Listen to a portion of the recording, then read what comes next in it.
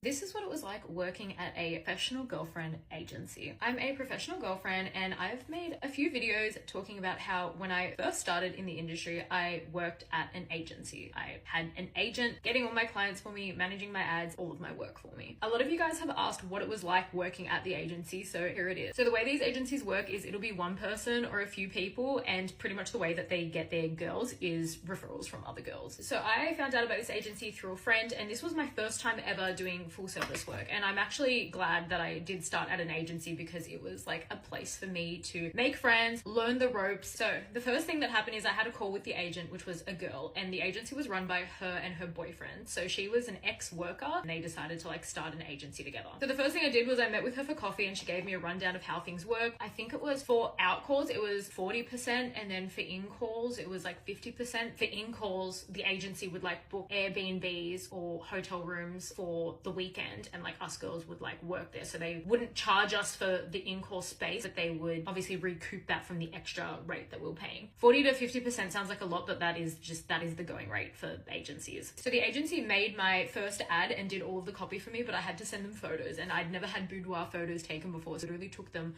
on my iPhone with like no lighting or nothing, and I used lingerie that I ordered from like Shein or whatever the equivalent of Shein was back then. Basically throughout the week I would do out calls only. I wasn't working from my apartment yet. Agency never took deposits. It would literally be me showing up, and sometimes I would literally show up and the client like wouldn't come out or wouldn't reply. That happened probably like once every like 3 weeks. So for any cash payments I would wait until the end of the week, and then I would go and see the agent at the end of the week and give them their cash portion. And for any transfers, they would take the transfer, and then at the end of the week we would like square it off. On the weekends, usually Friday to Sunday or Monday, they would get a room for us girls to all work out of together. None of us had to work every single day, and like you were allowed to take days off if you wanted to, but most of us worked most days. Like I obviously wanted to make as much money as possible. And whenever we were at an out call, they would check in as well. So like when I was going there to when I got there to then the money to when I was leaving. So there was always constant checking in, and I can't remember, they might have even had my location as well so that they could like monitor to make sure that I like was in said place. And yeah, that is pretty much it. A lot of you have asked me over the years like what the agency is, but unfortunately it doesn't exist anymore. I promise I'm not gatekeeping it. I will tell you if it ever pops up again. So what were the other girls like? Did I get along with them? I actually did. I was really lucky that all of the girls at the agency were really nice, and I did get along with all of them. I had a falling out with one of the girls in the agency, but luckily it was around the time that I was leaving. I stayed in contact with another girl from the agency for probably like a year or two after, and then we ended up having a falling out. Oh, and I almost forgot. Guy and a girlfriend managing the agency. A lot of girls at other agencies that were run by guys said that a lot of the time guys would want to sleep with the girls, but one day I was meant to drop